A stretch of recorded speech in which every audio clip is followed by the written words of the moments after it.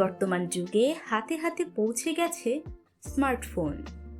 অনেকেই এখন প্রয়োজনের চেয়ে বেশি সময় স্মার্টফোন ব্যবহার করেন। তবে দীর্ঘ সময় ফোনের স্ক্রিনের দিকে তাকিয়ে থাকার কারণে চোখ শুষ্ক হয়ে যাওয়া সহ নানা ধরনের সমস্যা দেখা দিতে পারে। চোখের উপর ক্ষতিকর প্রভাব কমাতে চাইলে স্মার্টফোন ব্যবহারের সময় কিছু কৌশল মনে রাখতে হবে। চলুন জেনে নেওয়া যাক চোখের ক্ষতি এড়ানোর 6 কৌশল।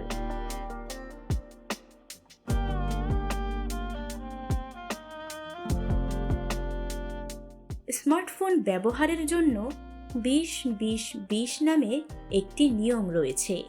এর মানে হলো প্রতি 20 মিনিট পর পর কমপক্ষে 20 সেকেন্ডের জন্য অন্তত 20 ফুট দূরের কিছু দেখতে হবে। এর ফলে চোখ আরাম পায় ও সুরক্ষিত থাকে।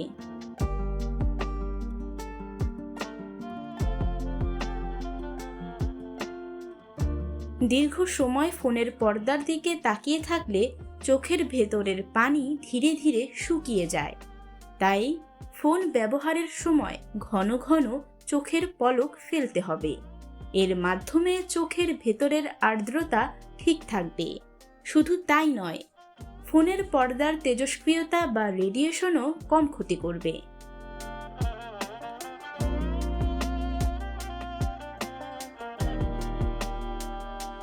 অনেকেই চোখের খুব সামনে এনে ফোন ব্যবহার করে থাকেন। এতে ছবি বা ভিডিও ভালোভাবে দেখা গেলেও চোখের ওপর চাপ পড়ে।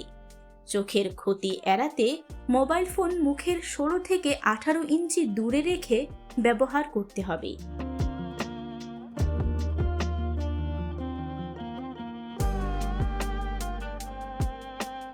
অনেক বেশি উজ্জ্বল বা একেবারেই অনুজ্জ্বল পর্দা ব্যবহার করা চোখের জন্য ক্ষতিকর। তাই ফোনে সব সময় ছবি বা ভিডিও ভালোভাবে দেখা যায় এমন উজ্জ্বলতা ব্যবহার করতে হবে। সমস্যার সমাধানে ফোনের বিল্ট ইন উজ্জ্বলতা সেটিংস ব্যবহার করা যেতে পারে।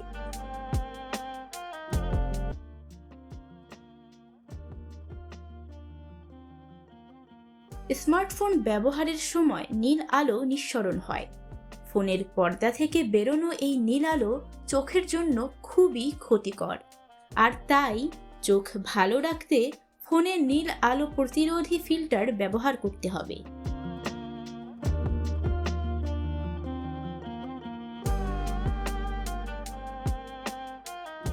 দীর্ঘ সময় ব্যবহার করলে ফোনের স্পর্শ নির্ভর পর্দায় দাগের পাশাপাশি ময়লাও জমে।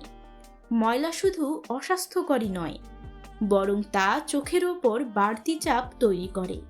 তাই নরম কাপড় দিয়ে নিয়মিত ফোনের পর্দা পরিষ্কার করতে হবে। তবে স্বাস্থ্য ঝুঁকি এড়াতে স্মার্টফোনের সঠিক ব্যবহারের বিষয়ে বিশেষজ্ঞদের সঙ্গে কথা বলে নিয়ম মেনেই চলা উচিত।